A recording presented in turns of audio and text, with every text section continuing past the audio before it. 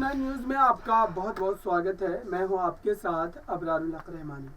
राजस्थान की सियासत में सीएम पद को लेकर लगातार घमासान छिड़ा हुआ है और साथ ही आपको बताऊं कि इस समय जो स्थिति है कांग्रेस पार्टी के लिए काफी ज्यादा जो है चुनौतीपूर्ण है।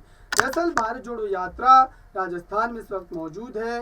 कांग्रेस पार्टी के कई बड़े वरिष्ठ नेता इस यात्रा के साथ साथ चल रहे हैं और साथ ही जिस तरीके से सचिन पायलट के समर्थन में भारत जोड़ो यात्रा के राजस्थान पहुंचने से पहले ही तमाम तरीके की बातें की जा रही थी। ये भी कहा जा रहा था कि उनकी यात्रा आने के बाद कहीं ना कहीं राजस्थान में सचिन पायलट का जो एक इंतजार है मुख्यमंत्री पद पर जो है अपनी ताजपोशी को देखने के लिए, वो इंतजार खत्म होगा। लेकिन वाकई क्या उस तमाम मामलों को लेकर के राहुल गांधी कोई रणनीति इस वक्त बना रहे हैं? क्या सही मायनों में भारत जोड़ो यात्रा के राजस्थान में रहते हुए कोई बड़े फैसले आएंगे? ये एक बड़ा सवाल है। साथ ही आपको बताऊं कि इस समय जो स्थिति बन रही है वो कहीं ना कहीं पार्टी के भीतर एक बड़ी टूट की भी वजह, एक कारण बन सकती है, क्योंकि पार्टी में कई ऐसे बड़े नेता हैं जो सचिन पायलट की जो है नियुक्ति को लेकर के काफी ज्यादा दबाव बनाते नजर आ रहे हैं। उसके बावजूद भी पार्टी हाईकमान इस पूरे मामले पर किसी तरीके से जो है संजीदा नजर नहीं आ रही है। इन्हीं तमाम मुद्दों पर बात करेंगे। मेरे साथ बात करने के लिए मौजूद है सहयोगी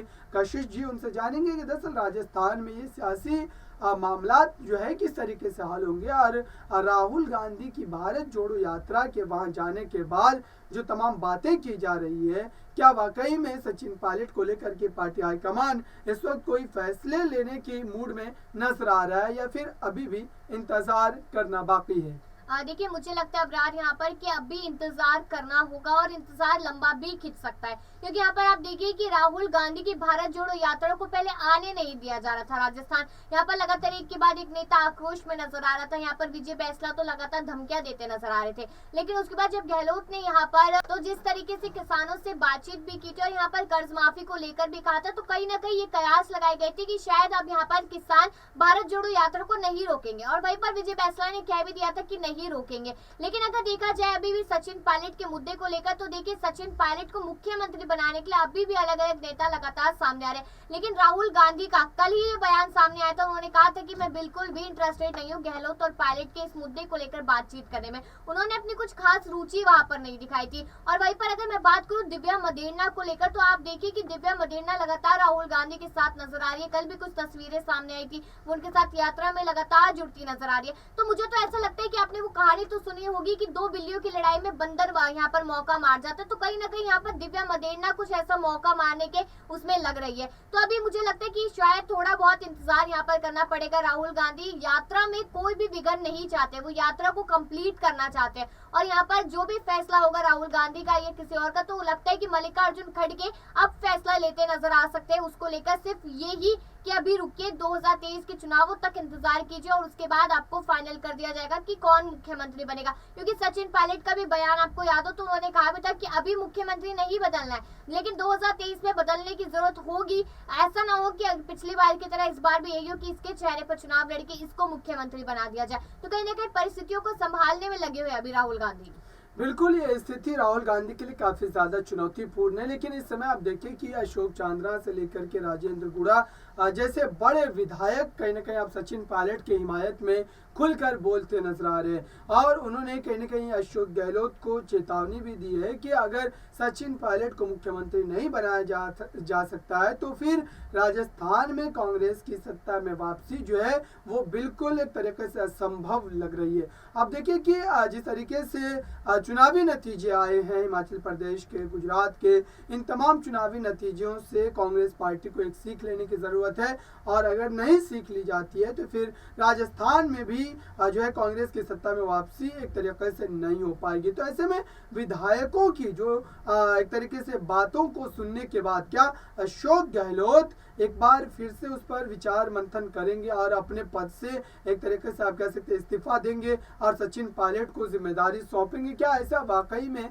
होता हुआ नजर आएगा या फिर पार्टी में टूट की बड़ी वजह जो है अशोक गहलोत ही बनेंगे अगर आने वाले समय में पार्टी में जो है टूट होती है? तो देखिए, आपको मैं सबसे बड़ी जानकारी यहाँ पर दे देती हूँ जो आज ही सामने आई थी, जिसमें ये बताया गया था कि यहाँ पर 92 विधायकों ने जो इस्तीफा दिया था वो उनसे जबरदस्ती लिया गया था। इस तरीके तरीके के आरोप यहाँ पर सीपी जोशी पर भी लगे और अशोक गहलोत पर भी लगते नजर आए। तो आप ये देखिए कि उन 92 विधायकों में अगर यहाँ पर सचिन पायलट से नफरत थी या बगावत करनी थी तो मुझे लगता है कि गहलोत को भी इस्तीफा देना चाहिए था उस रात, लेकिन गहलोत ने इस्तीफा नहीं दिया और 92 विधायकों से दिला दिया यहाँ पर बगावत दिखा दी, जिसकी बात से यहाँ पर सोनिया गांधी अध्यक्ष पद की वजह से तो नाराज थी ही। अब उसके बाद जब ये बगावत हुई तब के बाद और नाराजगी अपनी दिखाती नजर आई थी और लगातार वो नाराजगी जो है वो इसी तरीके से कायम है। तो यहाँ पर अशोक गहलोत, अगर ये बात पूरी तरीके से सच है कि उन्होंने जबरदस्ती वो इस्तीफा दिलाया था तो उसकी जांच पड़ताल जरूर होगी, और अगर ऐसा होता है तो मुझे लगता है कि शायद सोनिया गांधी या मल्लिकार्जुन खड़गे को कहकर के गहलोत को पार्टी के बाहर का रास्ता न दिखा दे, इस तरीके की बातें भी यहाँ पर कही जा रही है।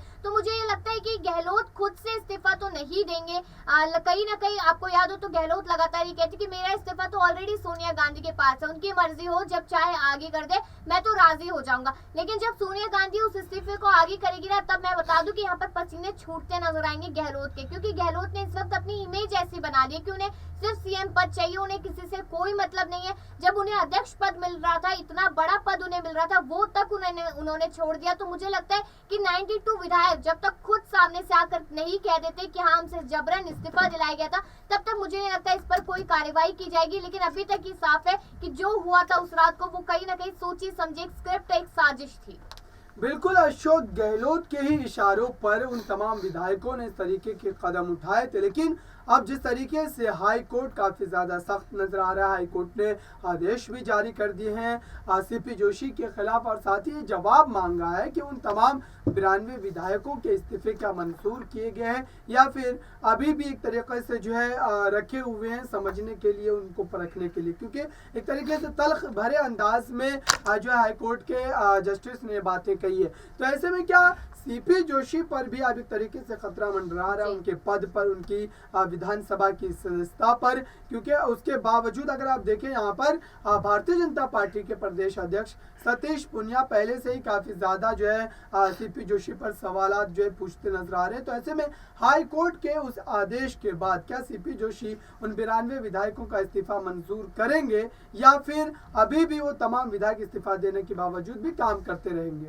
देखिए, मुझे ऐसा लगता है कि सीपी जोशी पर अगर अब दबाव बना जाएगा, अगर गहलोत का नाम सामने आ जाता है कि हाँ उन्होंने जानबूझ के सब किया था, तो और सीपी जोशी पर नॉर्मल सी बात है उन पर दबाव बनेगा। अगर उन पर दबाव बनता है तो मुझे लगता है कि वो उन इस्तीफों पर मोहर लगाते नजर आएंगे, क्योंकि अगर मल्लिकार्जुन खड़गे उन्हें ये ऑर्डर दे देंगे तो उन्हें मानना पड़ेगा, ये बात साफ तौर पे है। लेकिन हाँ, अगर यहाँ पर सीपी जोशी को ही पद से हटाने की मांग की जाती है, उनके इस्तीफे की मांग की जाती है, तो मुझे लगता है कि राजस्थान में चुनाव आने से पहले ऐसी भगदड़ मचेगी, ऐसा बवाल मचेगा कि ऐसा ना हो कि कहीं यहाँ पर सरकार समय से पहले ही टूट के गिर जाए और उसके बाद बीजेपी यहाँ पर सेंधमारी करते नजर आए, क्योंकि बीजेपी लगातार इंतजार में बैठी हुई है कि राजस्थान में चुनावों से पहले ही कोई बड़ा बवाल मचे जिससे हमें अच्छा खासा फायदा होता नजर आए। बिल्कुल देखने वाली बात होगी आने वाले समय में राजस्थान की सियासत में क्या बदलाव होते हैं। फिलहाल इस खास कार्यक्रम में बस इतना ही। देखते रहिए ताज़ा तरीन खबरों के लिए नेक्स्ट 9 न्यूज़ को।